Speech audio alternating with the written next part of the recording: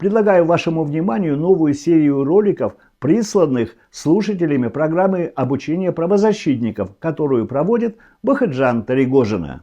Следующий ролик от Айжан Джолдасовой из Шымкента. Она говорит о том, как в этом городе применяется, а точнее не применяется, закон о языках. Здравствуйте, я Джолдасова Айжан, пенсионер из города Шымкента. В наших казахстанских соцсетях периодически вспыхивают споры по поводу использования государственного казахского языка. Владеть им или не владеть, знать его или не знать. По сути, визуальная информация – это визитная карточка любого населенного пункта любой страны. И каждая уважающая себя страна стремится к тому, чтобы вот эта информация оформлялась в соответствии с ее законами. В нашей стране тоже в 1997 году был принят закон о языках в Республике Казахстан, где в статье 21 указывалось, что реквизиты, ценники и визуальная информация должны оформляться на двух языках, на государственном казахском и официальном русском языке.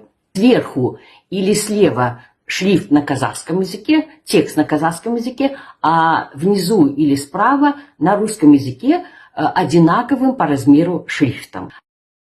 Однако, если вы взглянете на объявления, вывески, билборды на улицах Шымкента, то вы поначалу даже не поймете, в какой стране вы находитесь, потому что каждый владелец сообщает о своем заведении, на каком ему вздумается языке и каким вздумается шрифтом. Отсюда вы видите, что владельцы частных заведений Шымкента с законом о языках в Республике Казахстан или не знакомы, или игнорируют его. Также они игнорируют права жителей нашего города, переселившихся сюда из отдаленных районов, аулов, или же наших кандасов, которые знают казахский язык, но не владеют русским языком. Но в этом случае дело управления по развитию культуры, языков при местных акиматах напомнить таким владельцам 21 статье закона о языках, а также статье 24, предусматривающей наказание за неисполнение этого закона.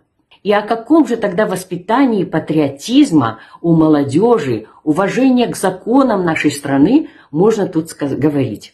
По этому поводу я написала заявление акиму города Шымкента господину Сыздыкбеку Габиту, а также руководителю управления по развитию культуры, языков и архивов господину Орынтаеву, где помимо описания ситуации внесла свои предложения. Первое.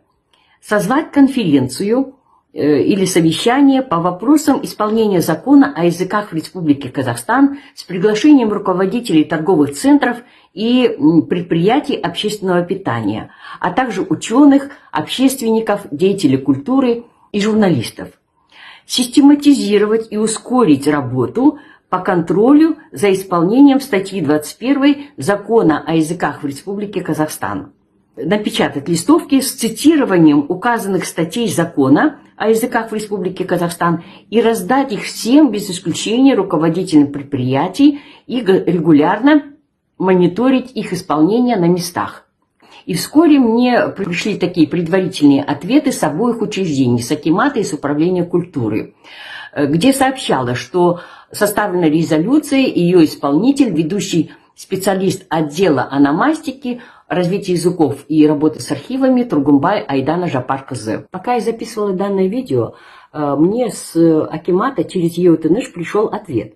В нем указывалось, что работниками управления по развитию языков проведена разъяснительная работа с владельцами объектов предпринимательства на улицах Байтурсынова, Бейбитшилик и Ганииляева. И указывалось, что при следующем нарушении закона о языках им будет вынесено предупреждение. Но я надеюсь, что такая работа будет проведена на всех улицах нашего миллионного города Шымкента.